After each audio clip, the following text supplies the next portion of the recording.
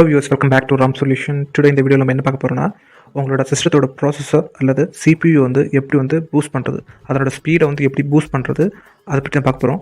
Start menu click பண்ணிக்கோங்க. அதில் settings ஆப்ஷனை கிளிக் பண்ணுங்கள். அதில் சிஸ்டம் ஆப்ஷன் இருக்கும், அதை கிளிக் பண்ணுங்கள். சிஸ்டம் ஆப்ஷனை ஸ்டோரேஜ் ஆப்ஷனை கிளிக் பண்ணுங்கள்.